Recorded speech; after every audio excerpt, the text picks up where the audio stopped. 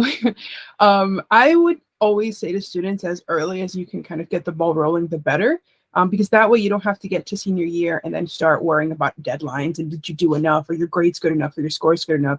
The earlier you get started, the better.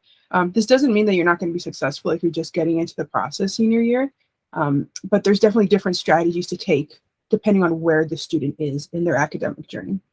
General tips that I give around academics mostly is to keep your grades as high as possible and take harder courses each year. That applies to everyone. For younger students, freshmen and sophomore, really try and utilize those early years to figure out what classes that you really like and explore those through extracurriculars and even summer programs. That's going to be really beneficial to kind of honing in on that major senior year and kind of speeding that process along, because there is a process that I take students through in picking a major. And if you already know what you want to do, we can kind of skip that and go straight for the good stuff. STEM stands for Science, Technology, Engineering, and Math. And there's a wide variety of majors. Depending on some schools, they might have some that are a mix of computer science and art, which is what I did. There's others that are more focused on physical engineering, like mechanical, industrial, electrical. Others incorporate mathematics, computer science, even some business majors that are more statistics focused. All of these are really logical majors that apply a lot of math and questioning and research, which I think is a really great aspect if high school students are wanting to get into that kind of critical thinking mindset. And applying to these majors really consist of being passionate about creating new technology or creating even just new knowledge in general that will help innovate the future. I think is where colleges are going now. So when you're applying as a STEM major, one thing that they really look at is your science and math grades. So I would say if you are applying as a STEM major, make sure those grades are really up there. And I would assume because you're interested in that they would be. Additionally, when you're looking at extracurriculars, it's not just about pursuing STEM-related extracurriculars, which is important, but also pursuing leadership in these programs and creating an environment for students in your own school to feel comfortable in. So if you can show that you have kind of incorporated interest along with leadership and an impact, that's really where you're going to shine.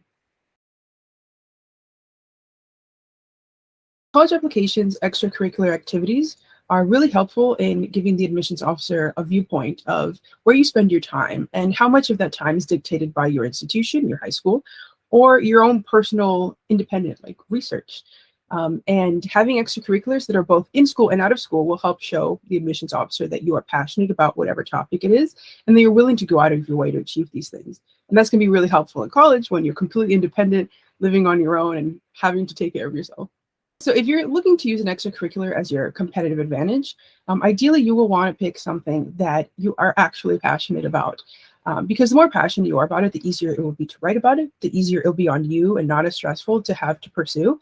So if you're really passionate about environmental science and humanities, maybe consider creating an initiative in your high school or even a nonprofit or a business where you raise funds for charity to donate to the local manatee spring. There's so many different ways you can go about it, but the point is the impact and your passion. Even if other people have done it before, you don't have to be completely unique, but your passion has to be evident. There's no particular amount of extracurriculars. What you don't want is to have a bunch that you're just a member of. It's not going to show initiative. It's not going to show that you're passionate about particular things. It's better to be really passionate about a few things rather than be overly involved in a bunch of things that don't really make any sense to you. So in terms of GPA and grades, GPA is extremely important in college applications in general. It's just your academics. So you want to keep as high a grade as possible, but it's not specific to the GPA as a whole. They do look at the grades that you got in the class as it relates to your major. That's going to be really important. So like I said, if you are a STEM major, you want your science and math scores to be high.